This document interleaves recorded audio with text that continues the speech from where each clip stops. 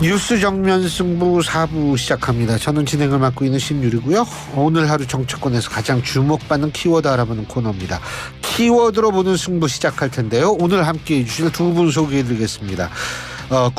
김용태 전 국민의힘 최고위원 나와 계십니다. 어서 오십시오. 안녕하세요. 김용태입니다. 예, 김민하 시사평론가 오늘도 함께하셨습니다. 안녕하십니까? 안녕하세요. 예. 자, 이 첫 번째 키워드.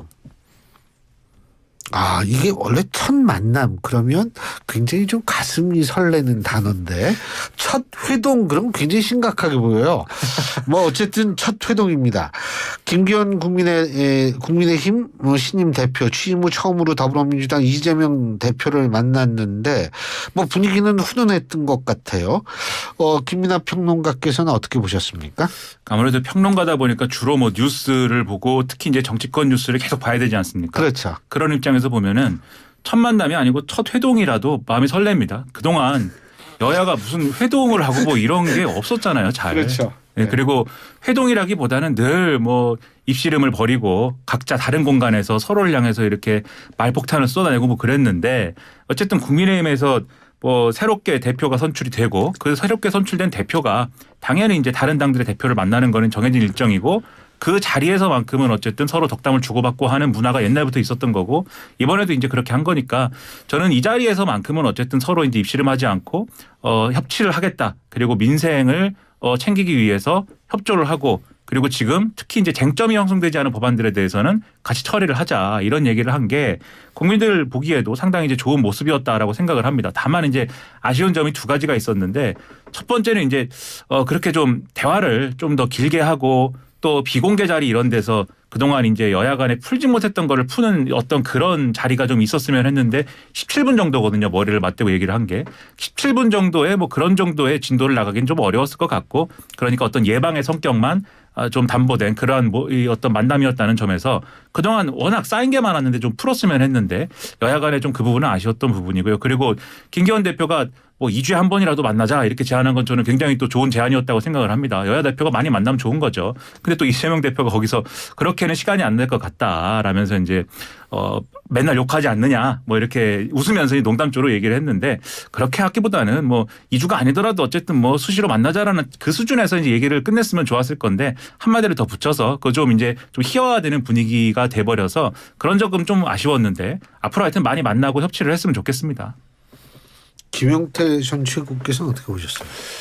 뭐 당연히 진작에 많이 만났어야 되지 않았나 생각해요. 그러니까 국회 본청 다 오셔서 알겠지만 로텐더홀을 기준으로 양당 대표가 사무실이 굉장히 가깝거든요. 로텐더홀을 기준으로 우측은 저희 국민의힘 당대표실이 있고 좌측은 이제 민주당 당대표실이 있고 불과 거리가 한 500m? 정도밖에 안 될 것 같은데 이런 첫 회동이 있기까지 500m면 더 멀죠. 같은 과 교수들은 저 옆방에 있어도 서로 잘 안 보고 뭐 되도록 안 보려고 하는 경우도 많은데. 젊은이의 입장에서는 이제 500m 가까운 거죠. 가끔 죄송합니다. 관절도 쑤시고. 네. 저도 먼 500m는 멀다고 생각합니다. 그러니까 그 정도 거리였는데 그러니까 지금 와서 지금이라도 이제 해서 다행이라고 생각되고요. 저는 글쎄요, 그러니까 대통령께서도 이제 여당 대표랑 뭐 월 2회 정도 이제 회동하는 걸로 되어 있잖아요. 그러니까 저희가 여소야대 상황이고 윤석열 정권이 정말 잘 되기 위해서라면 야당의 협치, 야당의 협조가 이제 필요한데 대통령께서도 야당 대표와의 만남을 좀 하셨으면 좋겠다 이런 생각도 해봅니다. 뭐 이재명 대표가 공통 공약 추진단, 예? 이게 이제 대선 후보 시절에 이거 하자. 근데 공통 공약이라고 하더라도 이 1순위의 프라이어리티는 아무래도 있을 수밖에 없고 검토하겠다. 아마 김기현 대표는 이런 얘기를 한 것 같은데 뭐 김민하 평론가님이 더 잘 아시겠지만 이 정치권에서 검토하겠다라는 거는 별 흥미가 없다라는 또 다른 표현 아닙니까? 어떻게 보셨어요? 이제 검토를 하더라도 어떻게 검토하느냐가 중요한 거죠. 말씀하신 대로 이제 그냥 검토하겠다 정도면은 장담할 수 없는 거고요. 근데 뭐 적극 검토하겠다라든지 이러면 그래도 그건 좀 가능성이 있겠구나 하는 거고 신중하게 검토하겠다 그러면 이건 생각이 완전히 없구나 이렇게 보는 건데 어쨌든 검토하겠다라고 했으니까는 이걸 완전히 거부하기는 좀 어려운 제안이죠. 어쨌든 대선에서 양측 후보가 약속한 게 있는데 명분상으로는 그 공통 공약을 뭐 우리는 뭐 이 선거 때 그냥 한 얘기고 마음에 없습니다. 이럴 수는 없는 거 아닙니까?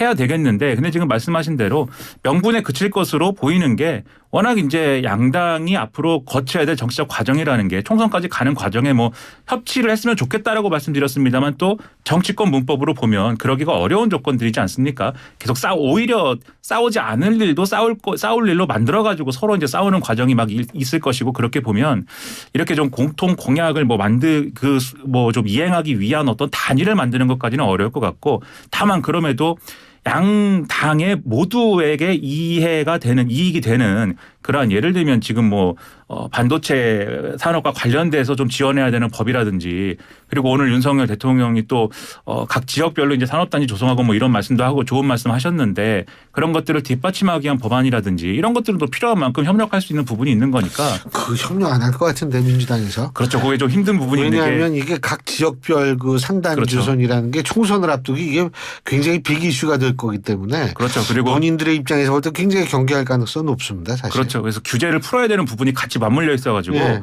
그냥 도장 찍어서 되는 문제는 아니거든요. 예. 하지만 그런 부분 속에서도 사실 다 받지는 않더라도 뭐 예. 논의할 수 있는 구조는 있지 않겠습니까? 예. 그래서 이제 그런 것 특히 이제 일부 지역의 경우에는 제가 볼 때는 양당이 같이 논의할 수 있는 구조가 있는 것 같아요. 그래서 그런 부분에 있어서는 협력할 것은 협력하는 사안별 협력 정도는 기대해 볼 만하지 않을까 이렇게 생각을 합니다. 김용태 전 최고위원께 제가 좀 다르게 여쭤볼게. 지금 국민의힘 입장에서 볼 때는 윤석열 대통령의 공약을 뒷받침할 수 있는 법안의 상당수 거의 대다수가 민주당의 반대로 통과되지 못하고 있다라는 인식을 가졌을 가능성이 없을까요? 그런 상태에서 이런 얘기를 하니까 더 좀 화도 나고 기분도 나빠질 가능성이 저는 없나요? 오늘 이재명 대표가 말씀하신 이 내용이 약간 정치적인 레토릭에 그 수준에 머물러 있는 것 같아요. 그러니까 이게 무슨 말인지를 잘 모르겠어요. 그러니까 대통령제에 대한 이해가 좀 부족한 것 아닌가에 대한 생각이 있는 게 대선 때 당연히 국민들은 윤석열 대통령의 공약을 보고 투표를 했고 정권을 만들어 주셨잖아요. 그렇다면 당연히 민주당과 공통되는 국민의힘의 공약 같은 경우는 당연히 야당이 협조를 통해 가지고 이미 처리가 됐었어야 되는 거라고 저는 생각되거든요. 근데 여태까지 민주당은 계속 발목을 잡아왔던 거고 이제 와서 갑자기 민주당이 대선 공통 공약 추진단? 저는 이게 뭘 의미하는지 잘 모르겠는데 여당은 책임을 지는 거잖아요. 그렇다면 당연히 여기에 대해서 야당도 협조할 건 당연히 협조해 주셔야 된다고 생각되고요. 설사 그 여야가 다른 의견, 그러니까 다른 공약들에 대해서도 민주당이 오히려 여기에 대해서는 같이 좀 토론하고 디베이트하고 이런 것이 필요한 것 아닌가 그런 생각을 해봅니다. 근데 이런 부분에 있어서는 그런 측면도 있습니다. 대통령이 또 자기 공약을 다 지키고 있는 것은 아닌 거잖아요. 그리고 물론 이제 임기 5년 내에 지키느냐는 우리가 앞으로 쭉 평가해 가는 과정에 있겠어야 되겠지만 대통령이 공약을 한 것도 여러 가지 이해관계라든가 이런 속에서 그런 것이 걸림돌이 되어서 잘 추진이 안 되는 것들이 있을 거란 말이죠. 그런데 예를 들어 어떤 공약의 경우에는 민주당이 협조를 얻어가지고 우리가 같이 할 수 있습니다라는 걸 보여주는 걸로 사실 그런 난관을 돌파할 수도 있는 거지 않습니까? 예를 들어서 대통령이 여러모로 이제 대선 때도 언급하고 이런 게 이거는 좀 정치적인 문제이긴 합니다만은 5.18 정신이나 이런 것들을 뭐 헌법 전문에 넣는다든지 이런 논의를 하는 거잖아요. 근데 지금 당장 여당 지도부에서 이제 김재원 최고위원 같은 분들은 그거 반대한다 뭐 이렇게 얘기를 하고 다니고. 그 본인 사과했어요. 그렇죠. 네. 근데 그것도 이제 대통령실에서 대통령의 마음은 여전히 그대로다라고 하니까 사과하는 것이지. 저는 여전히 그대로뿐만이 아니고 되게 기분 나빴을 것 같아요. 그렇죠. 뭐 정치는 뭐 필요하면 뭐라고 얘기를 했더라 뭐 그랬지 않습니까? 정치인은 필요하면 표를 얻기 위해서는 조상묘도 뭐 그런 얘기까지 하는데 그 얘기는 이건 대통령 얘기하는 거 아닌가라는 누구든 다 그런 생각을 했을 가능성이 있거든요. 그렇죠. 이제 그런 말들이 이제 오해 살 수 있기 때문에 네. 제가 볼 땐 당에서 이런 거는 징계를 해야 되죠. 윤리를 열어가지고 징계를 해야 되는데 그렇게는 어쨌든 사과를 했으니까는 그렇게는 안 되지 않겠습니까? 그런데 이런 에피소드가 어쨌든 대통령이 하고자 하는 일도 사실 이런 여당 내부의 어떤 뭐 이해관계라든지 네. 또는 뭐 이해관계자들 때문에 안 될 수 있는 거니까 네. 이런 대선에서의 공통 공약이나 이런 것들을 추진하자고 하는 명분을 네. 지혜롭게 사용하는 게 중요하다 이런 말씀 드리는 겁니다. 두 분 저녁 아직 식전이시죠? 예. 음식 얘기 좀 해봐야겠습니다. 오므라이스 무슨 얘기인지 다 아실 텐데 내일 일본을 가게 되는 윤석열 대통령이 기시다 일본 총리하고 정상회담 이후에 2번 만찬을 가질 예정이라고 하는데 이게 만찬 횟수가 사실 굉장히 중요한데 더 집중된 건 오므라이스입니다. 이 일본 오므라이스하고 우리나라 오므라이스하고 좀 다르긴 달라요. 예? 자세한 내용은 여러분들이 너튜브에 이렇게 굉장히 많은 그 레시피가 나와 있으니까 고르시면 될 텐데 자 어떻게 보세요? 두 번 만찬과 오므라이스 메뉴 김영태 전 아무래도 최고위원. 윤석열 대통령께서 제가 언론을 통해서 보니까 이곳에 가려고 하는 그 집에 오므라이스를 가셨던 적이 있었던 것 같아요. 그래서 그 오므라이스가 생각난다는 이야기를 여러 차례 하셨던 걸로 알고 있고 진짜 맛있나 보다. 아무래도 일본 측에서 배려하는 입장에서 이제 그러한 의미로 이제 2차로 두 번째로 이제 회동을 잡은 것 같은데 글쎄요 저는 오므라이스에 보다 이러한 성과에 집중하기보다는 지금 한일 강제 징용 그 배상 문제와 관련해 가지고 국민적인 여론이 사실 좋지 않은 게 사실이잖아요. 그러니까 대다수의 국민들하고 이야기하다 보면 대통령께서 말씀하신 그 부분이 머리로는 이해가 되는데 가슴으로 이해가 잘 안 된다고 말씀하세요 국민들께서. 그러니까 뭐 이게 한일 1965년부터 이어져 오는 문제다 보니까 불법성의 문제를 당연히 우리 국민의힘에서는 우리나라에서는 이 불법성에 대해서 뭐 이야기할 여지가 없고 근데 일본이 그것을 인정하지 않다 보니까 여러 가지 문제가 계속 발생하는 가운데 이 부분에 있어서 대통령께서 미래로 나아가야 된다는 방향에 대해서는 국민들 대다수가 또 이성적으로 동의를 하시거든요. 그렇다면 국민의 어떠한 그런 자존감이나 자존심에 좀 더 설득하고 대화하는 자세가 정부가 더 필요하지 않나 그런 생각을 좀 해봅니다. 예, 김문하 평론가님. 이게 이제 항상 정상회담에서 만찬 그리고 만찬에서 뭘 먹었는지 어떤 상황이었는지는 늘 해석의 대상이 되고 이 여러 가지 얘기가 나올 수밖에 없습니다. 그런 기준에서 보면 이 만찬의 어떤 실리는 어떤 정치적인 의미나 이런 것들을 충분히 살리지 못하는 결과가 될 수가 있다. 그래서 의전상에서 보면 의전의 프로토콜로 보면은 이거 좀 이상하다, 좀 안이하게 접근하는 거 아니냐 이런 좀 우려가 있습니다. 그 우려가 뭐냐면, 그러니까는 이 일본 언론 오늘 뭐 요미우리 신문 등이 보도한 걸 보면은, 그러니까 첫 번째 만찬은 스키야키라는 거예요. 뭐 그런 음식이 있죠. 예, 스키야키가 뭐라 그래야 되죠? 우리나라 말로 샤브샤브 이게 같은 뭐 거. 샤브샤브 비슷한 건데 조금은 달라요. 그렇죠. 예. 샤브샤브로 시작해서 소고기 전골 비슷하게 되는 네. 그 음식인데 그게 원래는 그 음식으로 하면은 식사가 끝나는 거거든요. 네. 그 스키야키라는 음식이. 그렇죠. 그리고 나서 이제 지금 오므라이스하고 돈가스를 파는 집에 가가지고 이제 2차를 하는 건데 물론 거기 가서 지금 오늘 뭐 식사를 한 번 더 하는 거냐 이런 걸 물어봤을 때는 그런 게 아니라고는 하지만 결국 어쨌든 포커스는 지금 언론에 나온 키워드는 오므라이스지 않습니까? 그런데 밥을 두 번 먹는 거냐 이런 의문이 있는 거거든요.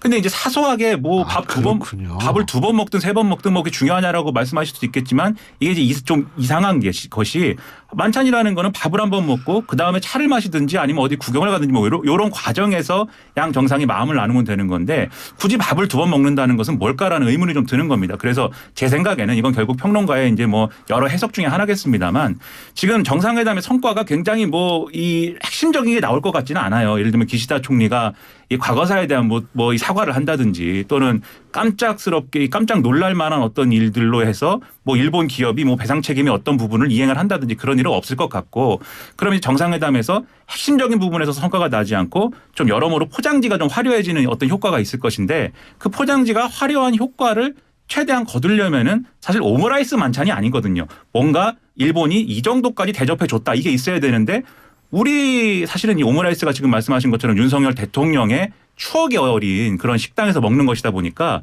이게 우리 의전에서 요구한 것일 거거든요. 추정하기로.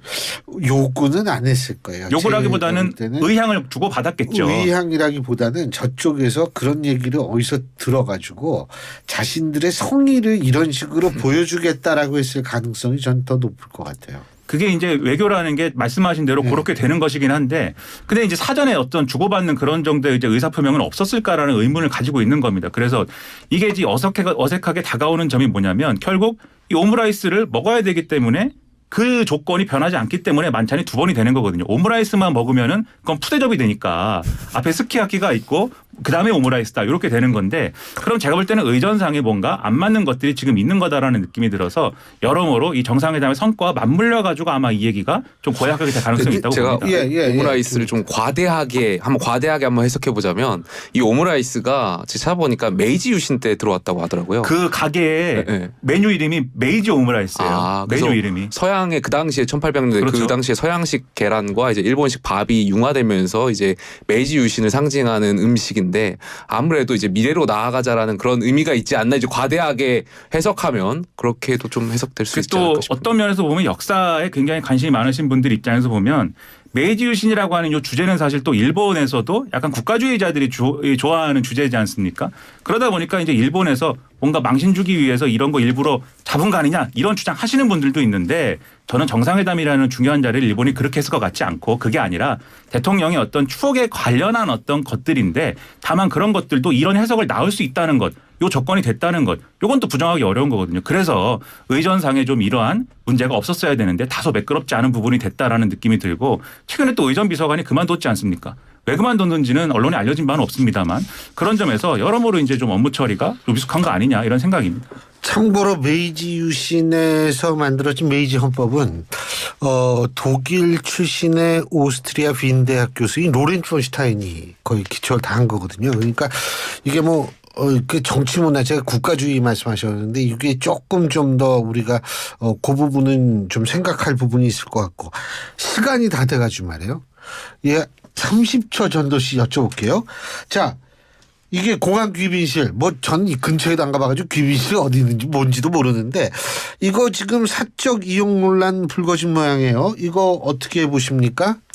뭐 용해인 의원은 절차대로 했다라고 이제 말씀하고 계신데 네. 저는 상식에 어긋난 행동이라고 생각해요. 그러니까 이것을 하려고 할 때 본인이 좀 찜찜한 기분이 있었을 텐데 그럼에도 불구하고 이용했다라는 것은 글쎄요 아무래도 뭐 이거는 뭐 해석의 여지가 없을 것 같습니다. 여기서 귀빈실 이용할 사람은 아무도 없잖아요. 그러니까 정치인은 김민하 평론가님. 정치인은 그런 어떤 뭐 특권이라든가 이런 것들에 대해서 굉장히 예민한 감각을 가져야 되는데 이름이 귀빈실이지 않습니까? 그러면 제가 볼 때는 정치인이라면 이용할 수 있는 절차가 있고 권리가 있었다 하더라도 그건 일부러라도 좀 피했어야 되는 게 사실은 좋은 거거든요. 그런 점에서는 여러모로 부족한 점이 있다고 가족들도 생각합니다. 같이 그렇죠. 가족이랑 같이 간 거 아니에요? 그렇죠. 예. 아, 그게 어제 그 귀빈실 문제가 갑자기 불거지니까 갑자기 궁금하더라고요. 아, 태어나서 한 번도 본 적도 없는데 거기는 어떨까? 궁금도 하고. 저도 이제 귀빈이 돼본 적이 없어가지고. 글쎄, 좀 여기 궁금합니다. 세 명 다 뭐 못 해봤죠. 오늘 말씀 여기까지 듣겠습니다. 감사합니다. 고맙습니다. 고맙습니다. 예, 지금까지 김민하 시사평론가, 김용태 전 국민의힘 최고위원 두 분과 함께했습니다.